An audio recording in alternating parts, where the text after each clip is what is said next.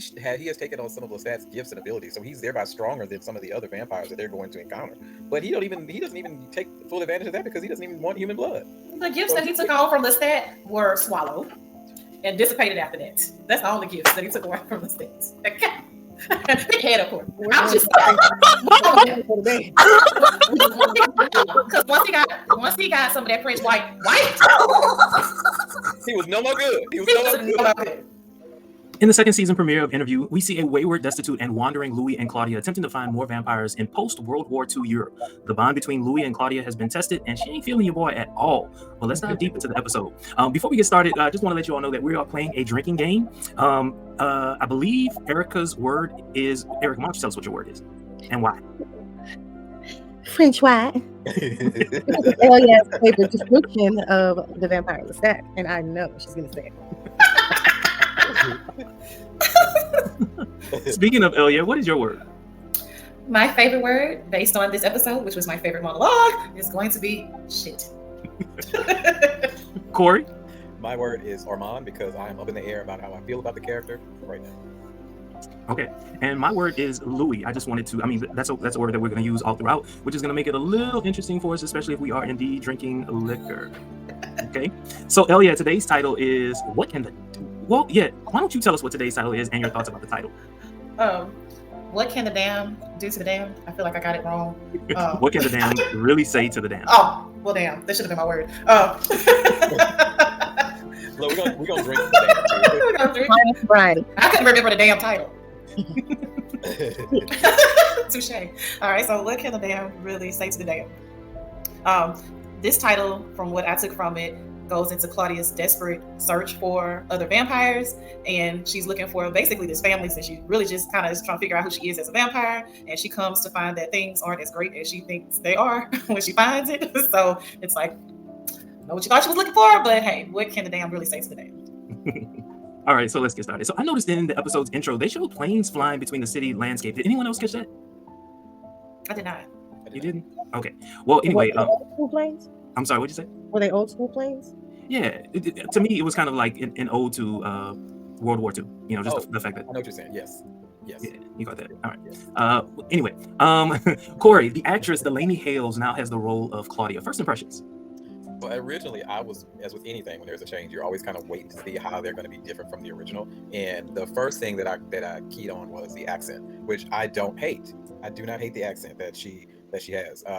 It actually does sound like what I anticipate or what I expect, and it kind of makes me think that the last actress did not have enough of an accent considering the time period. Now, that's my thoughts on it. I will also say it may have been a little heavy at times, but her use and command of Romanian as well, and just the way that her cadence of her voice, I loved it. And she's a really, really good actress. She also did her own stunts. I don't know if y'all knew that. She did her own stunts, particularly the one in the cemetery and some stuff like that. So I was pleasantly surprised. I loved the previous actor. However, I think it was a great addition. What was that last part? I think she's a great addition. Gotcha. Oh yeah, your thoughts? I personally really hated to see Bailey go. If nothing else, I am loyal. I did hate to see her go. I thought she did a phenomenal job. But not taking anything away from Delaney, I will say that I have enjoyed her. I have really enjoyed her so far and what she brings to Interview. They are two extremely different actresses. However, I'm not going to say that one is better than the other. It's just you get used to seeing someone, you fall in love with them as an actress and a character. So when there's a change, much like Corey, I'm like, oh man, let me see what this person is going to do. But I'm glad that they did at least get a worthy replacement, and it didn't take away from the show. Okay, Bearer of Men. Okay, I'm not loyal, right? I'm not. He's ain't loyal. But I think that first Claudia had a horrible accent. She did. Or it's down south. So it was probably easier for this actress because she's British or something along, the lines of, and I feel like when they do their acting, they do a really good job of figuring out how different American accents are. So this one was better. And I will say, I did think the last one was pretty good. The last one was what? Pretty good. Pretty good. Yeah. It's kind of hard. Oh, I'm sorry. I thought you were done. Okay. This one is a little like last Claudia, and I'm gonna call her by name. Bailey, she was a little bit softer in a way, even though she did some gruesome things as an actress for the character anyway. This one seems a little cutthroat, kind of like she got a little edge to her. But I don't hate it. Yeah, I don't hate it though. More thrown off. Like when I saw her face palm that kid, I was like, I like her. I got children. I know you be wanting to face palm. This is something I didn't think about for the role. Do you think that she is needing to be softer? Because if we think about the book, in the book, you know, was originally played by, in the original movie, it was played by Kirsten Dunst. The character was, what, 10, 11? Mm-hmm. And so they've aged her up to about, what, 16 or 16, 18 maybe in interviews adaptation? At this point, I don't remember. Yeah. So do you think that it's a bad thing that she does look a little bit more mature and she's not as soft, she's not as, I'm not going to say feminine because she is. She still looks like a little girl. So this is what I was going to say. In season 1, it was probably a good thing that they had Bailey, right? Because and that's why I was glad that Erica said it. I thought it would have come off, you know, a little, this dude is saying this. But in season 1, it was okay for Claudia's character to be a bit softer. But in season 2, a lot about Claudia has changed, and so to have this particular character, it kind of grounds us in, okay, even her facial expressions are harder, and you can see the emotion of rage and anger and distrust and all of that a whole lot easier and simpler. Whereas the original actress probably would have had, I'm not going to say she would have had a hard time, but it's much more believable with this particular actress, Delaney Hughes. Do you think it's because, and I hate that I'm saying this, but do you think it's because she is viewed as more commercially pretty? Not saying that the current one is not, because she is beautiful, but the new one's commercially pretty too. She is, but what? You're talking about the skin tone? Beauty. Eurocentric standards of beauty. I was just about to bring in colorism too. So do you think that there is an aspect of colorism too? And maybe this is too deep for this topic, but I mean, do we think that there's in terms of perspective, do you think that we're going to have issues with it? Not that we have issues with it, but meaning the audience, the general audience, because you know, fanboys are a mess. Well, for me, by episode 2, I've seen episode 2. By episode 2, no, I'm into it. I'm into it. I've forgotten about the fact that it's a totally different person, and I'm glued in on her. What she's giving is something not totally different, but it's different, and that's why I said it's needed. I kind of agree with you. Hell yeah. I'm glad you went there. Because it's a fair point. But follow-up question would be, do we typically see it done in this order? Is it typically the one cast may look like a original recipe Aunt Viv and then get recast with a fair-skinned person? Listen. So have we seen it happen in this order typically? So I don't know, just a question. And look, and just to clarify, original Aunt Viv was better. I'm just gonna say that. He was. And we're also gonna say that this rendition of Claudia is better as well. So we'll see. I like that. I'm not gonna say. I am not gonna say. I like colors, and it ain't got nothing to do for me with color. It was the fullness of her lips that made her different to me. And I was like, I like the old big lip. Okay. Okay, listen. Man, I knew my life was missing something. Here it is. Oh, big lips. I like big lips. I like full lips. Can I? All right. I want to mention it here. Claudia says she does not dream, but I want to revisit the idea later on into the review. I think it will make more sense to discuss her dream a little later in the episode, if we're okay with that. All right. From the first scene, we see a different Louis and Claudia. All throughout season 1, Louis had means. Can you describe the juxtaposition of their fortunes here? Let's start with Elia. So they done went from the high-rise apartment in the sky to the depths of the deepest dark pit of hell. Get out, war, right? The blood ain't the same. They not rocking with each other. Specifically, Claudia is not rocking with Louis because he still loves her. But so, I mean, so much has changed. They're basically just surviving at this point, as opposed to the thriving version of themselves that we saw in New Orleans. So we go from New Orleans to now we're speaking multiple languages. We're having to show papers. And Louis was that guy. There's your word, Erica. He was that guy when he was in New Orleans. You said that. And now they're just getting by. And they have to be very cunning, and more specifically, Claudia, she's so cunning. She's pretty much pulling the strings at this point. She's the puppet master. She's holding it down. She's making sure she has a story for everything, make sure they get safe passage, and making sure they eat. Claudia is definitely running the show. Court. So, and this is where I have issues with Louis, right? And it starts kind of around this time and continues through when I read the book, is the fact that I feel like he is just, I am so sick of him being tortured. I am so sick of it. I'm so tired. He's a masochist. He is a masochist. I am sick. Right, Right. right, He let's go, enjoys y'all. that pain. He wants to sit in it, revel and live in it. I am so sick of it. And Lestat is the character that I love because he embraces his brutality and all the things that we anticipate and expect. He embraces it. Louis is the complete opposite of that. Is why I love him, but also I'm so sick of him. So this damn first fortunate episode, we lived in Louis' misery, right? We were just in his misery, and He lived just in it. ain't fine. I don't know what Armand gonna do. Armand probably blocked them memories because he was always crying and shit. Yeah, that word. And that is since you brought up Armand. And him. I don't know how I feel about him. I don't know. I'm not sure yet. Oh yeah. Oh, I'm sorry. Elia already went. Erica, describe the juxtaposition of their fortunes. They was living off of that good French wine and that good money. Maybe they was wealthy and rich. I bet you they appreciate that shit now, don't they? Let's say. He wasn't all that damn bad, was he, boo? When he was sending you gifts and shit. Let's say they haven't seen anything as attractive as Lestat in this episode. Nothing. I Nothing. mean, it got to be like what 20, 30 years of in time, in difference of time. Like, because it was what the 20s when the last season was in the 20s, and we're in what 9. Well, no. No, they said they had been in Europe 4 years searching. Okay, 4 years. Okay, my time's messed up. Yeah. Okay. Look at your mini me.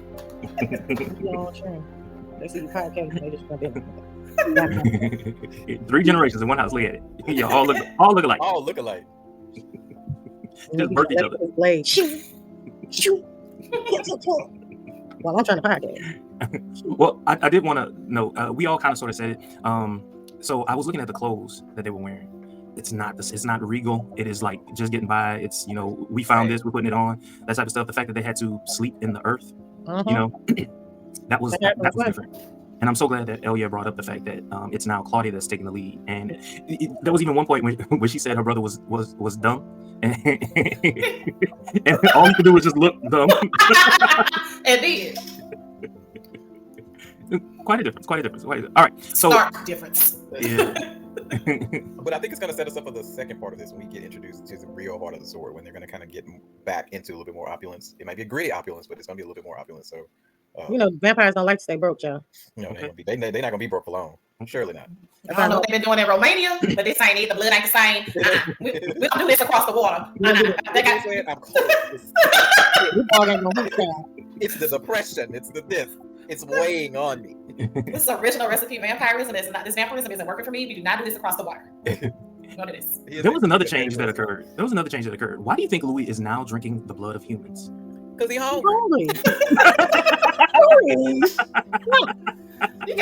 So, here's the thing. When you are of means, you can choose to step down. But when you don't have nothing, and even the rats are running, then you gotta take what you can get. I mean, no deer, no wolves. No, did you see any deer? They're walking around. All they doing is walking at night. Didn't you hear him say even the blood? World War II. World War II. They blowing up buildings. You think the wildlife gonna stay? Even the rats had to get the fuck. Yeah, he ain't no soldier, so you ain't got to worry about no quartering of nobody. But that's not gonna happen. You can't be sanctimonious when you're hungry. When you right, you gotta. I don't eat bologna, but leave it alone with me when I ain't got no money. Right. Shoot, that potted meat and Vanilla. I got a little corn, but if I ain't no corn, then I'll get that potted meat inside out. Give me a little rice with some butter and some eggs and be just as satisfied. Look like escargot to me. Right? I can make me a pack of noodles just to keep my mind right. Just in case. Me too. And me too. Get the hot sauce. All right. After Louis thanks Malloy for understanding Claudia better, this is going back to season 1. There's an exchange between Malloy and I'm trying not to say the name. I just got to say Armand. What's really at the heart of this? And since I said the name, Corey. Okay, so I think he's protected. He feels protected a little bit, maybe even overprotective, because we know at this point in time Louis is weak. So he is protective of him to an extent, but I also think that with his whole memory loss, and I think that Armand has some role in that. I think, because that was one of the first questions that I had, is I didn't recall at the end of the episode there being any sort of memory loss, and so I was wondering what that was, and so then I thought, is that one of his powers, so to speak, of being able to mind wipe? Because he's a much older vampire, right? He's ancient. That's why he's getting pissed. Why you keep looking into that? Why can't I? since you brought it up, that's exactly what happened. That was going to be one of my questions for later, but that's exactly what happened. We don't get to, I guess, in season 2, we don't get to talk about that or see it, but that's exactly what happened according to the book. Must have missed that, but yeah, and so that's another reason why I kind of look at him side eye, because he's taking a little bit of Louis's agency, right, and not allowing him to process his feelings and process the situation, and it's almost making him beholden to Armand. Louis needs a top. Louis is not a power bottom. He is just a bottom. He got a power bottom. He is a soft bottom. That's what I'm saying. He's not that. He needs someone to lord over him. He needs that. He does. I would agree with you on that.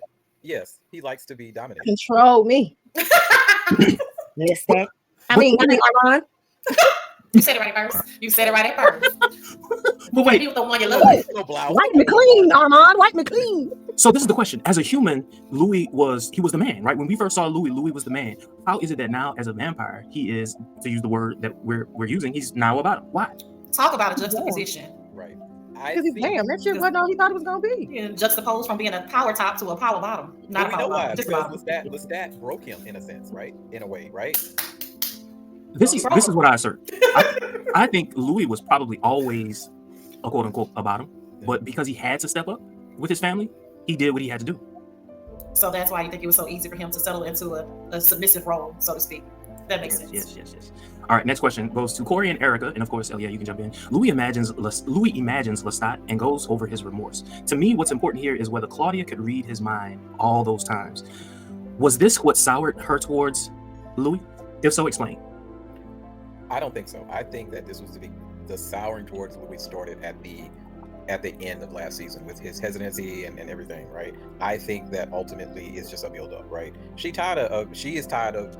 You would think that Louis would be taking charge, right? Instead, he has kind of put himself behind her, right? When she's the one that kind of needs, because she's younger in the dark gift, right? She's needing that guidance, that leading, or whatever, and he is not doing that because he's stuck in his misery, right? And I think that's part of it, right? I think that Well, I do agree with you, Corey, but I want to remind everyone that even before they left New Orleans, she was learning the language, or the languages. So in a sense, that kind of sort of made her the obvious choice to do some of the talking. But even still, like, I still get what you're saying. Erica, not Erica, Corey, were you done? Yeah. Erica? The question again? Basically, we saw Louis just kind of like thinking about his remorse over Lestat. Do you think Claudia was reading his mind? Yes. And if so, do you think this is what soured her towards him? Absolutely. I think that you can hear for 5 years after you try to murk someone who was keeping you, and it's got, you and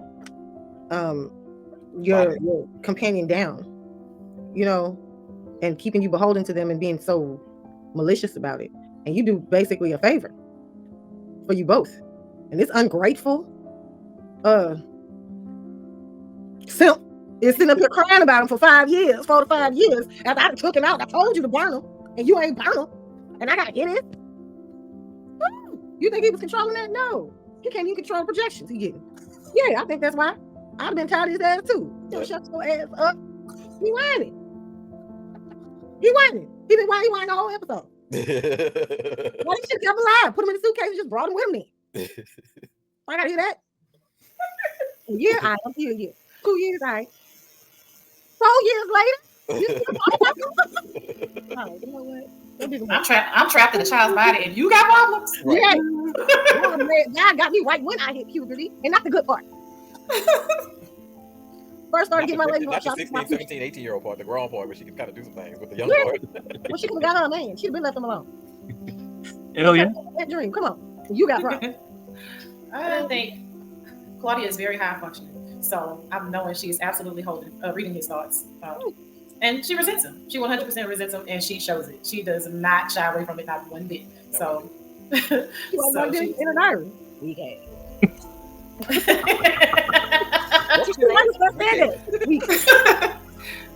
I said, damn. So it has to be one word, because. So imagine her trapped in this child's body as an immortal, dragging around dead weight that's supposed to be a father figure. Imagine the emotional ramifications of that. But look, not even including the fact that he was made by Lestat, right?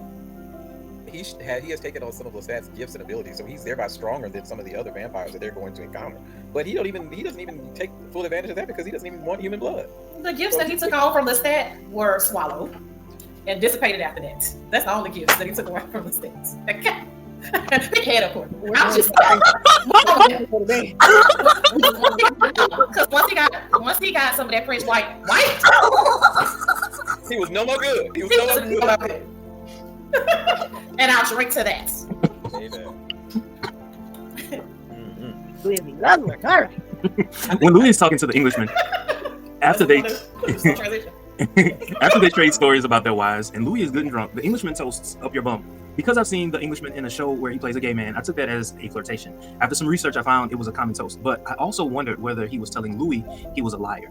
Did anyone catch that? And if so, what were your thoughts? So initially, I thought that he was trying to come on to him, but and I'm not sure he wasn't still at this point, but I will say that I can kind of see that it was part of just a way to say F it, right? It's just a toast, right? But I did initially think that he was trying to come on to him. Erica, you were shaking your head. I was like, really?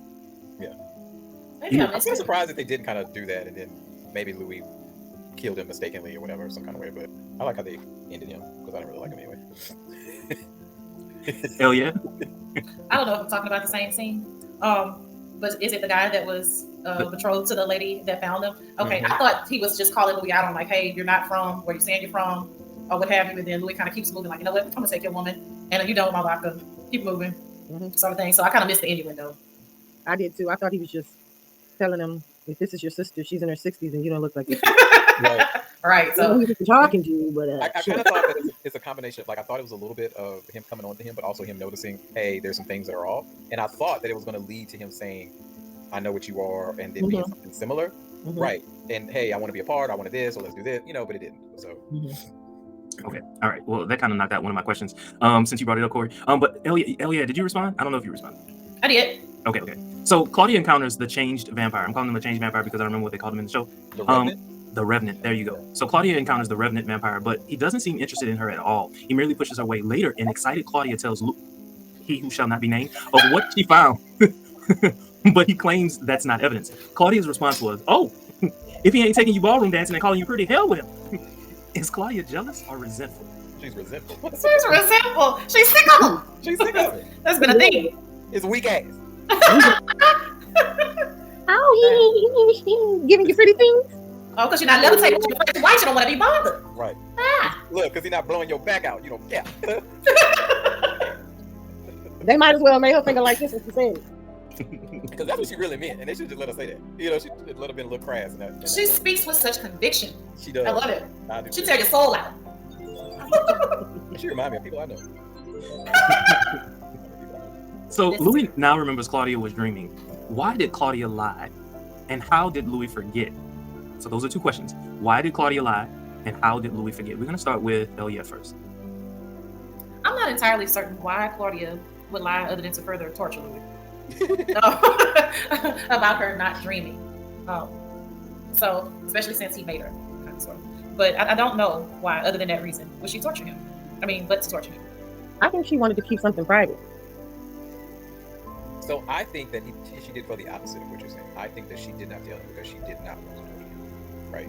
I think that she was trying to, in a way, protect him because she's ahead of the curve, right? She got no street smart. She's ahead of the curve. So she already knew that he was struggling. Why add on to it? You telling me that you can't dream? I'm having serious dreams over here, right? I'm having nightmares. Right. I don't know if they're nightmares. Those are probably pleasurable. Like she wants to kill. So, but, I guess for me, I'm saying to torture him because in Louis thinking, hey, if I'm sleeping and there's just nothing, there's no pleasure in that. There's no joy in that. At least if I'm dreaming, there's something. So the fact that he thought she wasn't dreaming, I just took that as, a way to torture him. Because I feel like he said as much. Okay. And how did Louis forget? And Corey kind of said that earlier. He said basically it was Armand. Armand was basically taking his he was changing his thoughts, his memories. All right, next question. When the Englishman was begging Louis for help when the soldiers were going to kill his girlfriend, why beg Louis? Of all people, why Louis? Did he think Louis was a vampire? He thought Louis was a soldier. Right. Yes. He thought Louis was an American soldier who knew how to fight. He thought he was AWOL. He thought he was AWOL. One against all of them. And I don't know. Combination. What'd you say? But Corey? I see- I think it may have been a combination. I think he thought that he was AWOL, but also thought that he knew that there was something different about him. Hence why he was asking the questions concerning age and all the other kind of stuff, because he knew something was off. He just didn't quite know what it was. So it could have been that he thought that he was AWOL, but also maybe he thought that he had a little bit something extra that wasn't able to help. At that point in time, he didn't care because he was fighting for her life, and he didn't know it. His life too. I mean, this is also a woman who found y'all and brought y'all to where they were at. Right. Why wouldn't you help her? Connection. That's what I was Yeah, it's like, you guys, didn't she just help you? Help her. Help me help her. And here's the funny part: how they just turn their back and act like they ain't seen nothing. They just walk off. They're about to put off the head of a vampire. I gotta go. That bite mark was confirmation. That was all they needed. I gotta go. This ain't no place for me. I'm a whole vampire. What I'm gonna do? Hey, look, it's human problems. You wasn't lying? Right. So a little bit later, the two of them they go into the woods and they want to encounter the Revenant. Oh yeah, there was a humorous moment that you wanted to talk about. They go into the woods, and Claudia is like a kid on Christmas morning. Like, hey, I got the present that I was looking for. I just peeled it back, and wow, look at it. And Louis like, excuse me. She's like, it's a vampire, right? She's like, it's a vampire, right? She's like, look at it. He like, look at it. Like, no, that's a catfish with teeth. Like, that is not. So I appreciated how in this episode they really amped up Louis' humor. I appreciated it so much because she is just so excited, so enamored, and he is disgusted. Like, that is not one of us. I don't know what you're talking about, but this old world, this old white vampire, that's not us. That's not our people. That's not our people. I ain't that ain't me. What'd you say, Eric? Ain't that and that ain't me. Not it. To me, it was a very nuanced black thing to do. We ain't the same. Who first cousin? We not kinfolk. You ain't my equal. We ain't people. I ain't one of you. Clearly, he ain't a skin folk. Ain't got now. I don't know you. I don't know what kind of mutation. New number. Who it is? He ain't my kind. Up till now, all vampires have been beautiful, right? Yes. That is not what we get here in this particular scene. And they encounter another vampire, a female vampire, who attacks Louis. Corey, do you want to talk about that scene and what happens a little bit later? So I had so much problems with when they first met. What was her name? Denalia? I can't think of her name. I thought it was Draconia. Whatever. Something with Draconia. Huh. I was excited because I thought that we were going to get a little bit more history, which we did get eventually. But I thought this was going to be the beginning of more information or more of the story leading to Paris, right? So, but what she basically said was, this is it. This is what it is, right? And she basically attacked them because, and in hindsight, she was right. You took the only thing that he was able to do was to eat, to feed himself, to keep himself alive, and it's a protective thing because she was lonely. And so they took the one person that was connected to her away, and so she was resentful. And she had already seen so much of loss from the other, the other old heads, quote unquote, being killed off, dying off either because of war. But they didn't really explain what happened to them, but that's neither here nor there. The blood. It was that it? The war. Did they say They that? I found all assumed it was kinds a of war. I didn't assume it was a war. But they left. I but- did. And the blood, right? I thought it was a combination. I mean, if you're blowing up whole, civilizations, and then they can't leave until it's nighttime, and you bombing places in the daytime, you burning all kind of stuff up. Right. So, That's just how I inferred it. So Erica, I know you were excited about the backstory with Lestat and the other He Who Shall Not Be Named. I do. I am. I want to see how, like in the preview, how it talks about how they're going to get into the Lestat's backstory and He Who Shall Not Be Named. I want to know like what happened to them. We know what happened from the movie, and what really goes on with why Louis doesn't talk to Armand anymore. We know what's going to be Claudia's untimely demise. You know what I'm saying? Like, we don't know anything about it, like not on TV at least. Like they never made a movie about it, about his backstory. Like Lestat has such a backstory, so he can maybe get to see it. Just don't see anything. Just good. Okay. And Corey, what is it that you want to see for the rest of the season?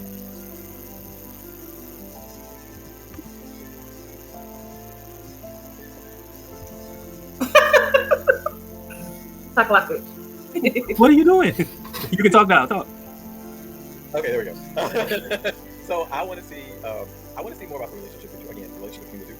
I want to see how Armand, how he got control of the league, right, and how he kind of started to be able to manipulate him? What did he do that allowed him to kind of come in and be that one to kind of bring them to where they are now, right?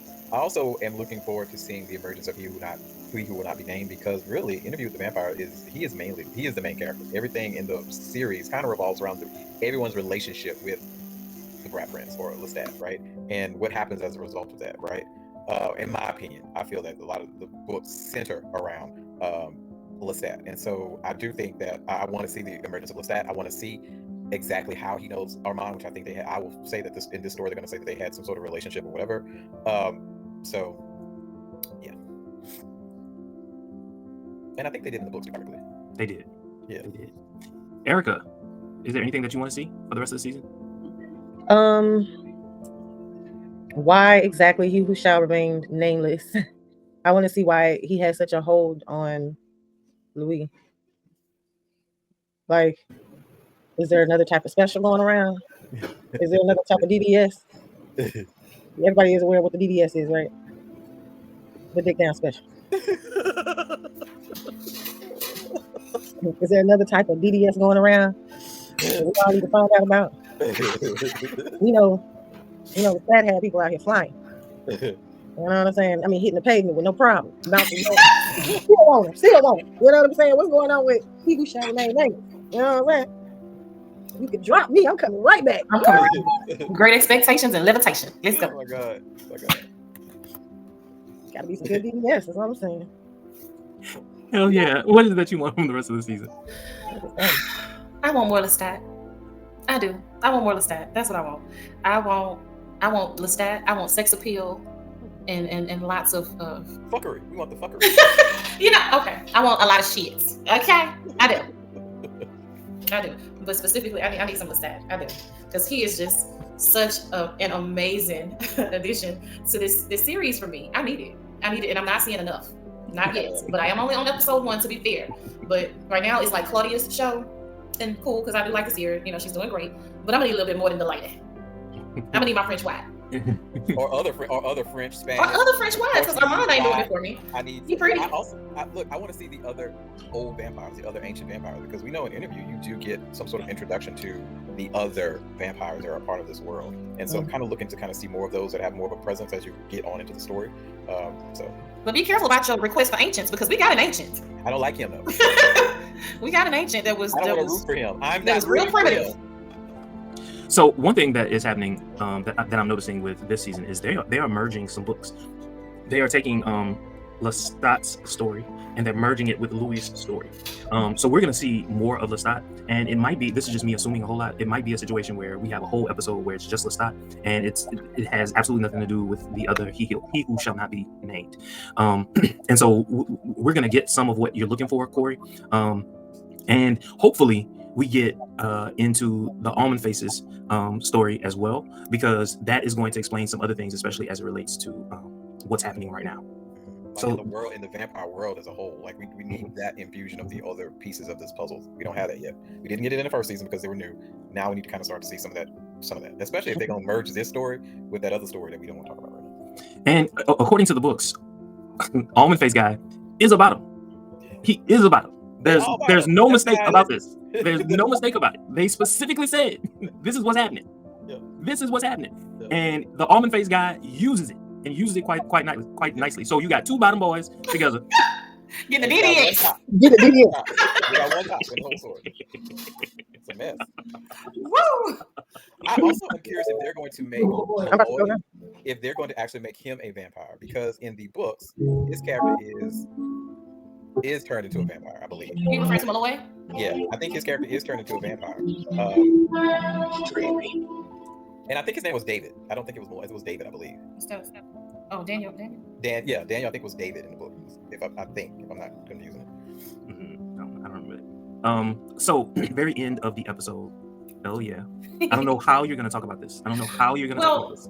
Honestly, it goes back into one, appreciating how much more humorous they made Louis, although he was very serious in that scene, because again, throughout the episode, we see that Claudia is very, very displeased with Louis as a maker, as a person, as a friend, brother, father, all those things. She's just not feeling him. So he just decides on his way to Paris with her, he's going to let her know, hey, I got some good news for you, or some soft words or hard words and then some soft words. However, I he love phrased it. how they phrase it. And he like, look, this life ain't shit. It was never shit. It ain't gonna be shit. So basically, cut this shit out. That's what he tells her. And the way he frames it is so funny, you know. But then he comes back and he's serious. He's like, hey, regardless, I know you're in pursuit of all these other vampires, but you are enough for me. So if we never found another vampire, Claudia, you're enough. And I think that is going to earn him some amount of respect. Like, you don't have to say anything back in this moment, but let me paint it for you this way. And so I appreciated that. It was humorous, but it was also endearing. So I'm glad that they did it. And I'm glad that they did it at the end of the episode, because I was like, oh God, I needed something. Okay. Any closing thoughts? Any closing thoughts about this particular episode that we didn't have a chance to talk about with the questions? I think that this is turning into a really good season. I'm curious to see if all the questions and stuff that we posed are answered. But you know, this is a great series, and so we will see. Hell yeah. I'm just glad they didn't Mayfair me, even though this episode was. I was so good. The entire recording, I said nothing. Lies. But here we at the end. So, as I was saying, they will merge the two at some point, though. They got to. But they didn't Mayfair me, even though it was slow. And I do feel like we could have done without some of it. I did not hate it, you know. So I appreciated that. So going forward, please continue to not Mayfair us with our favorite show, and continue to bring it with the acting and the gore, and hopefully they beef up the sex and sex appeal a little bit. And yeah, Elia's happy. Okay. Bearer of Men.